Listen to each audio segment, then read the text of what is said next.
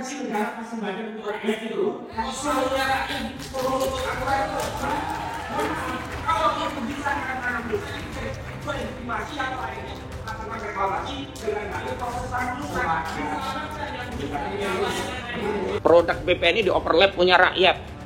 BPN kemudian ngepro kepada oligarki. Makanya kemarin nggak benar itu, Pak. Katanya sudah diberi sanksi tegas. Itu yang diberi sanksi tegas udah pensiun. Salah satunya kepala BPN kabupaten itu.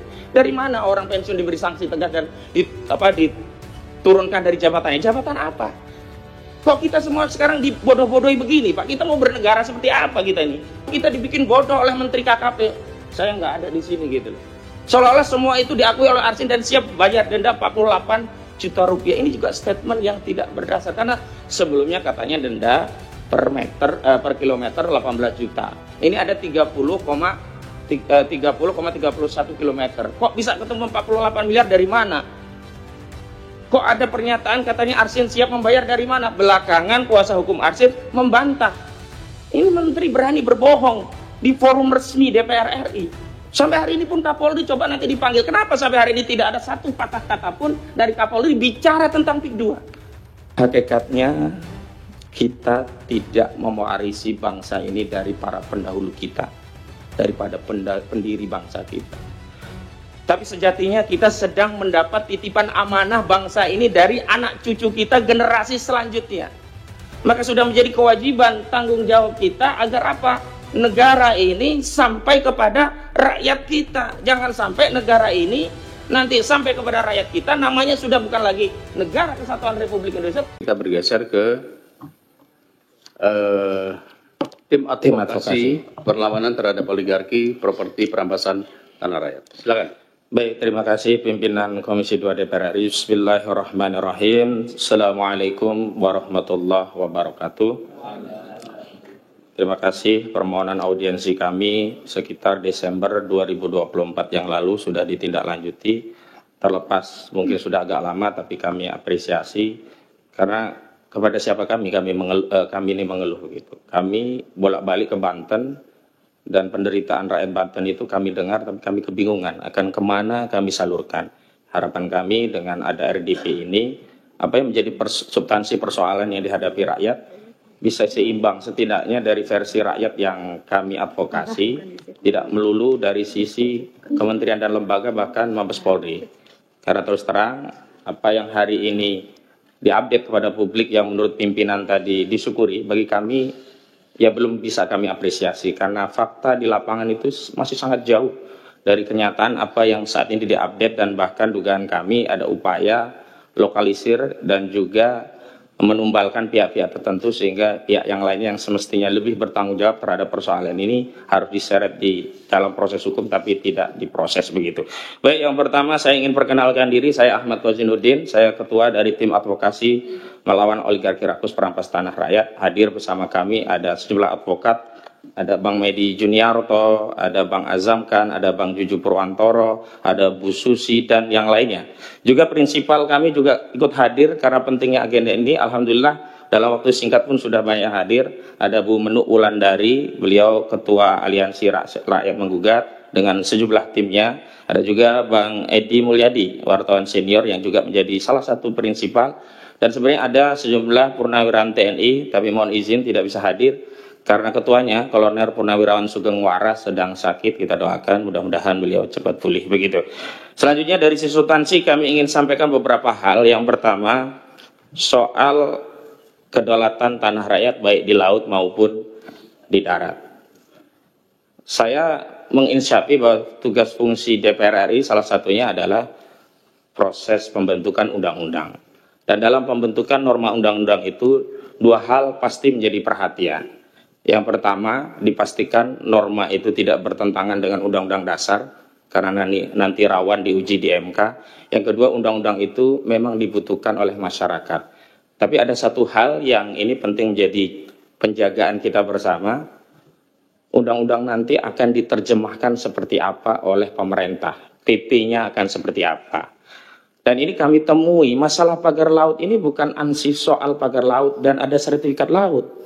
Tapi di sana terkandung motif untuk melakukan proses reklamasi dan rekonstruksi wilayah laut dengan dalih itu adalah tanah musnah yang sudah dipersiapkan belitnya peraturannya di PP nomor 18 tahun 2021. Di pasal 66 itu tegas diatur bahwa tanah musnah ini yang punya hak atas tanah musnah memperoleh dua hal di pasal 66 PP 18 2001. Yang pertama adalah hak untuk reklamasi atau rekonstruksi. Yang kedua bahkan punya hak untuk mendapatkan uang kerohiman. Artinya bukan hanya wilayah laut yang akan dirampas oleh oligarki jahat ini, tetapi juga APBN atau APBD akan diambil juga untuk mendapatkan kompensasi uang kerohiman dari sertifikat mereka yang mereka dalihkan dulunya, mungkin zaman jahiliyah, zaman Firaun mungkin, itu diklaim sebagai tanah daratan yang kemudian menjadi tanah musnah. Maksud saya begini, Undang-Undang Cipta Kerja, Undang-Undang nomor 6 tahun 2003, mulai mengatur apa itu disebut dengan tanah musnah. Sebelumnya di belit pertanahan, akarnya kan Undang-Undang Pokok Agraria 560, itu tidak pernah diatur apa yang dimaksud dengan tanah musnah. Di Undang-Undang Cipta Kerja mulai disusupkan istilah tanah musnah di pasal 49. Di PP 18 2001 lebih ditegaskan lagi. Di definisinya ada di angka 1 nomor 33 dan bahkan di pasal 66 PP 18 2001 itulah yang menjadi dasar legitimasi bagi pihak-pihak yang ingin membangun industri properti di wilayah laut bisa memperoleh hak, tapi bukan reklamasi seperti di pantai utara Jakarta. Mereka melakukan reklamasi dan rekonstruksi dengan dalih mereka punya sertifikat hak, apakah itu SHGB atau SHM, yang didalihkan sebelumnya ini adalah tanah daratan yang terkena abrasi, dianggap tanah musnah. Clear ini yang sedang terjadi, upaya hendak merampas wilayah tanah laut kita, berdalih PP 1821 dari pintu pasal 66. Maka mulai bekerja mereka menyiapkan alas haknya. Kepala Desa Kohot ini punya tugas untuk menyiapkan narasi. Dulu ada girik-girik tahun 80-an, 81, 82 yang seolah-olah ada di wilayah laut, yang kemudian menyelibatkan kantor jasa surveyor berlisensi yang dia juga tekan seolah-olah wilayah itu ada di wilayah daratan, maka diterbitkan oleh BPN ini. Jadi mafianya itu melibatkan BPN juga. Karena produk itu tidak mungkin terbit kalau BPN melakukan tindakan yang benar-benar sesuai aturan. Contoh, tidak mungkin ada pengukuran sertifikat di laut kemudian diloloskan sertifikatnya. Terakhir, 263 SHGB. Itu sudah diakui punya salah satu properti yang kita ketahui dia rajanya reklamasi. Agung Sedayu Group, proyeknya apa? Pantai Indah Kapuk 2. Motifnya apa? Itu nanti akan direklamasi atau rekonstruksi. Menggunakan apa? Pasal 66 PP 18 tahun 2001. Siapa yang membiayai? Tentu yang punya kepentingan terhadap reklamasi, dialah yang membiayai. Gak mungkin Arsin. Duit dari mana Arsin membiayai? Lalu kita dibikin bodoh oleh Menteri KKP. Saya nggak ada di sini gitu loh. Seolah-olah semua itu diakui oleh Arsin dan siap bayar denda 48 juta rupiah. Ini juga statement yang tidak berdasar. Karena sebelumnya katanya denda per kilometer 18 juta. Ini ada 30,31 kilometer. Kok bisa ketemu 48 miliar dari mana? Kok ada pernyataan katanya Arsin siap membayar dari mana? Belakangan kuasa hukum Arsin membantah. Ini menteri berani berbohong di forum resmi DPR RI. Lalu kalau motifnya itu nyambung bagi rakyat, dan rakyat sudah tahu, Pak. Kalau Bapak kunjungan ke Pulau Cangkir, saya kan yang pertama kali dengan kawan-kawan memviralkan pagar laut di Pulau Cangkir itu. Juga kemudian nelayan Khalid dan yang lainnya, rame kita bareng-bareng. Baru terungkap rencana penjajahan tanah laut kita ini. Itu di wilayah laut. Dan mohon maaf, itu tadi bisa jadi karena pertimbangan DPR ketika membuat peraturan hanya berkutat kepada apakah ini dibutuhkan masyarakat. Yang kedua, apakah bertentangan atau tidak dengan Undang-Undang Dasar, tapi tidak berpikir nanti akan diterjemahkan seperti apa oleh eksekutif. PP-nya nanti seperti apa? Ternyata PP itu merinci dengan sesuatu yang tidak pernah diatur dalam undang-undang. Nggak ada hak reklamasi yang diatur dalam undang-undangnya, tiba-tiba dimunculkan dalam PP-nya. Jahat sekali, ini oligarki sudah masuk ke relung-relung bernegara kita. Saya bicara atas nama negara, bukan hanya rakyat hari ini. Kalau hari ini kita diam, nggak tahu kita punya kedaulatan wilayah apa lagi. Itu untuk di wilayah laut. Sekarang di wilayah darat. Mumpung ada BPN dari Kabupaten Tangerang juga di tingkat provinsi. Kami menemukan data. Dan ini dari situs Bumi ATR. Data yang kami olah. Ada 3 orang nama. Engcun atau Gojali. Kemudian Freddy dan Henry. Punya tanah 9 juta hektar. 9 juta meter persegi atau 9.000 hektar. 900 hektar, mohon maaf, salah. Ya, 9 juta meter atau 900 hektar. Ini nggak mungkin bisa diloloskan kalau nggak terlibat pejabat bermain di dalamnya. Dan tanah-tanah inilah yang modus merampas tanah rakyat itu ya. Mereka main dengan BPN, terbitkan sertifikat ini diklaim oleh oligarki melalui sejumlah nama Alibaba yang dipakai ini, kemudian diterapkan kepada tanah rakyat. Tanah rakyat nanti dinego, mau jual murah nggak? Kalau nggak mau jual murah, bertarung di pengadilan, kalahlah di pengadilan. Semua ini sudah dikuasai. Apalagi rakyat yang tadinya belum punya sertifikat. Yang belum punya sertifikat baru kiri, nggak bisa ditingkatkan. Kenapa? Karena sudah diblok oleh BPN. NIB-nya, nomor induk bidangnya sudah diblok oleh BPN. Ini kenyataan yang terjadi. Selanjutnya, saya mau katakan, kasus ini bukan baru kemarin, Pak. Sejak 2017, kami hadirkan saksinya. Ada di belakang itu Ibu Tin Soehartini. Tanya dirampas habis, sekarang sudah jadi PIK 2. Kemudian ada Kamakana, ada juga Charlie Chandra. Mohon maaf, isunya ini bukan anti etnis tertentu. Bahkan korbannya pun ada yang dari etnis Tionghoa. Ini tidak mungkin terjadi kalau tidak ada satu kejahatan yang sifatnya terstruktur, sistematis, dan masif dilegitimasi oleh peraturan dan perundang-undangan.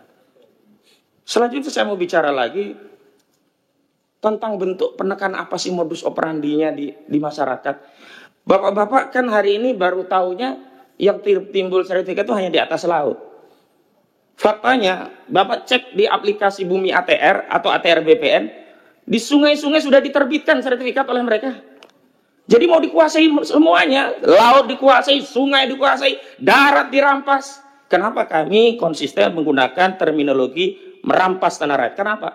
Definisi merampas adalah mengambil tanah dari pemiliknya tanpa keridhaan. Baik karena harganya murah, tidak dibayar harga, apalagi dengan intimidasi dan sebagainya.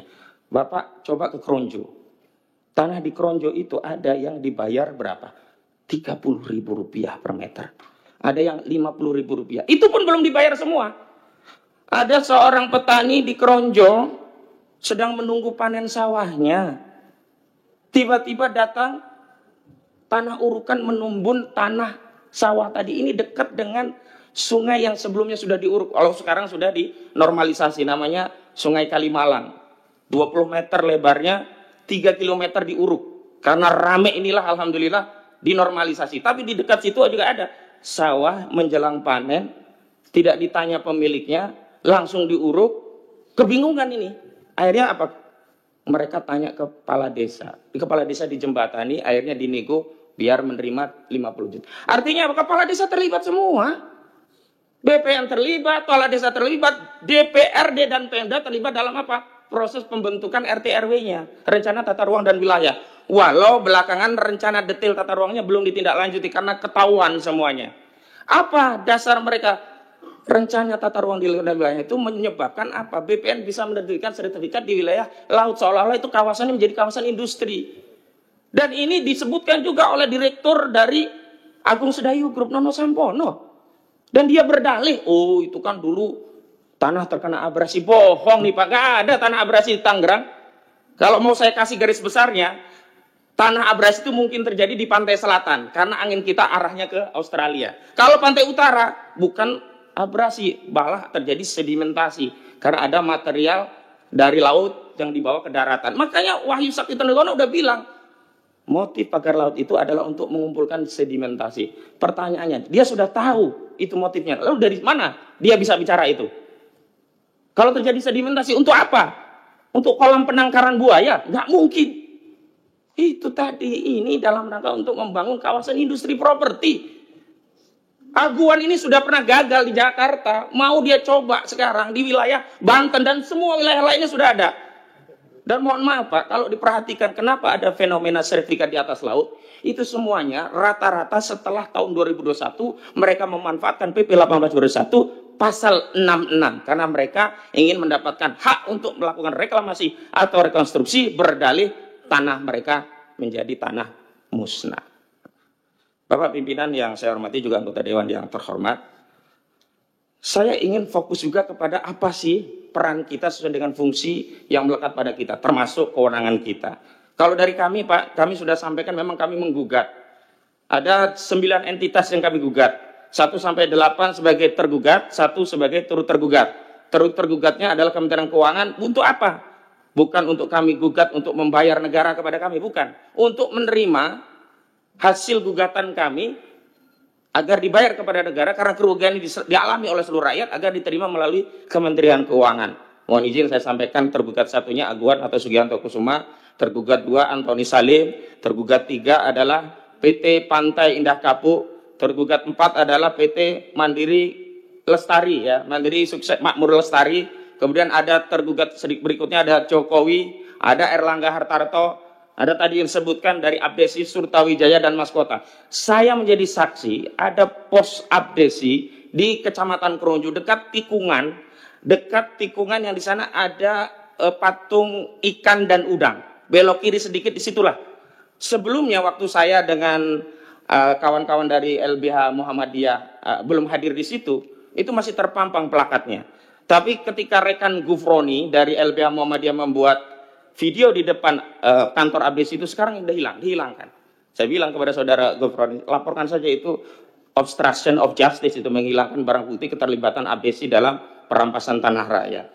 Karena itu agar kita bisa berbagi juga dengan yang lainnya, satu hal yang ingin saya sampaikan juga bahwa PP ini Pak, Januari 2026 akan menihilkan hak rakyat di mana bukti-bukti kepemilikan rakyat tanah adat yang selama ini sudah menjadi pegangan mereka seperti Giri, Kikitir, Kohir dan seterusnya itu tidak akan diakui. Nanti oligarki ini kalau mau merampas tanah lebih mudah, dia cukup main dengan BPN. Sekarang saja yang PP ini belum berlaku per Januari masih diakui Giri, masih boleh untuk peningkatan hak untuk menjadi SHM atau SHGB. Itu saja sudah banyak yang dirampas dengan modus menimpakan, di overlap. Produk BPN ini di overlap punya rakyat. BPN kemudian ngepro kepada oligarki. Makanya kemarin nggak benar itu Pak. Katanya sudah diberi sanksi tegas. Itu yang diberi sanksi tegas udah pensiun. Salah satunya kepala BPN kabupaten itu. Dari mana orang pensiun diberi sanksi tegas dan diturunkan dari jabatannya? Jabatan apa? Kok kita semua sekarang dibodoh-bodohi begini, Pak? Kita mau bernegara seperti apa kita ini? Apakah kita akan membiarkan negara ini dikuasai oleh swasta? Apakah, nah tadi negara, kita itu entitas negara loh Pak. Kok kalah dengan swasta? Sebagai contoh, di Lemok, desa itu ada apartemen tinggi. Kepala desanya nggak tahu siapa warga desanya. Ketika masuk mau data nggak boleh. Jadi di PIK itu seperti ada entitas terpisah dari Negara Kesatuan Republik Indonesia. Maka mohon maaf jangan tersinggung kalau saya berulang kali mengatakan jangan-jangan ada Negara Kesatuan Republik Aguan. Maksudnya itu. Sampai hari ini pun Kapolri coba nanti dipanggil. Kenapa sampai hari ini tidak ada satu patah kata pun dari Kapolri bicara tentang PIK 2? Apakah kemudian negara ini sudah segitunya gitu loh? Dan mohon maaf ini yang saya ingin sampaikan. 3 hari yang lalu saya kunjungan ke Kesultanan Banten bernama sejumlah purnawaran TNI. Ada Laksamana Slamet Subianto Purnawirawan, ada Pak Samsu Jalal Purnawirawan, juga ada Pak Sunarko Purnawirawan, Maijen sama Laksamana. Kami menerima keluhan dari Banten. Apa coba sekarang narasi yang berkembang di wilayah Banten? Kami rakyat Banten dulu bergabung karena percaya NKRI ini akan mengelola tanah kami dan memberikan kesejahteraan kami. Sebagaimana amanat pasal 33 ayat 3 Undang-Undang Dasar 1945. Bumi, air, udara, serta kekayaan yang terkandung di dalamnya dikelola oleh negara dan digunakan untuk sebesar-besarnya kemakmuran rakyat. Tapi apalah cur hari ini kami saksikan bahwa bumi, air, udara, apa yang terkandung di dalamnya dikelola oleh swasta, dikelola oligarki dan untuk kemakmuran oligarki. Lalu apa alasan kami untuk tetap bersatu dengan NKRI? Ini sekarang narasinya di Banten itu sedang berpikir apakah kita kembali ke Kesultanan Banten, sekedar informasi. Lalu yang penting juga untuk kami sampaikan adalah bahwa kasus ini sebenarnya kalau negara hadir sejak pagar itu 1 meter saja sebenarnya sudah selesai. Memang ini ada masalah besar. Tapi bukan berarti sebagai bangsa yang besar kita tidak bisa menyelesaikan persoalan ini. Caranya dengan apa? Jujur. Tadi yang disebut yang jadi tropical coastline itu Bapak-Bapak, mohon maaf saya kasih tahu. Ini tanah hak negara mau dirampok oleh Jokowi dikasih kepada Aguan.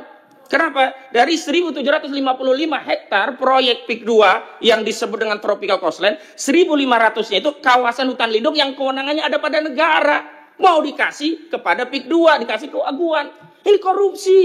Penyalahgunaan kewenangan dan perbuatan melawan hukum yang menguntungkan diri sendiri, orang lain atau korporasi, dalam hal korporasinya Aguan karena dapat tanah, yang merugikan keuangan negara. Ruginya negara apa? Kehilangan kawasan hutan lindung yang itu mewakili kerugian rakyat. Sejelas ini sebenarnya masalahnya. Tapi kenapa yang ditangkap baru Arsin? Kalau mau saya bilang, bukan hanya Arsin, bukannya BPN pun, begini info yang saya dapat. SHGB itu seolah-olah hanya dikeluarkan oleh Kantah. Padahal menurut kewenangannya, kalau dia di bawah 4.000 memang Kantah. Di atas 4.000 sampai 10.000 Kanwil. Di atas 10.000 Menteri. Kenapa sekarang kemudian yang tahu kita malah menterinya kebakaran itu kantornya? Dan kami sudah dapat info di lapangan itu ada yang luasnya 30 hektar. Berarti kalau RSHGB 30 hektar salah satunya itu mustahil oleh Kantah. Dan saya minta kepala desa dan Kantah semuanya, ayolah kita tobat gitu loh. Tobat nasuha demi anak cucu kita ke depan. Apa yang mau kita wariskan bagi anak cucu kita kalau semua kedaulatan sudah dirampas pada hari ini, padahal kita masih hidup di hari ini dan kita bisa mengambil tindakan di hari ini. Saya ulangi statement saya di ILLC beberapa waktu lalu sekaligus penutup penyampaian saya di dalam rapat ini. Bapak-bapak, Ibu sekalian yang kami muliakan. Hakikatnya kita tidak mewarisi bangsa ini dari para pendahulu kita, daripada pendiri bangsa kita. Tapi sejatinya kita sedang mendapat titipan amanah bangsa ini dari anak cucu kita generasi selanjutnya. Maka sudah menjadi kewajiban tanggung jawab kita agar apa? Negara ini sampai kepada rakyat kita. Jangan sampai negara ini nanti sampai kepada rakyat kita, namanya sudah bukan lagi Negara Kesatuan Republik Indonesia.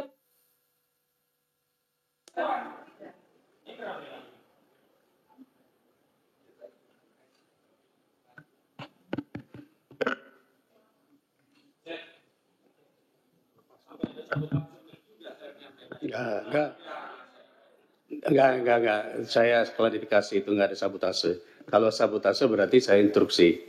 Tapi ini kan enggak, mati sendiri. Oke. Saya memberikan waktu seluas-luasnya, Bapak mau bicara apa saja silakan. Tolong dicek dulu, mungkin ada yang kesenggol kabel-kabelnya. Ini biasanya ada yang kesenggol kabel-kabelnya.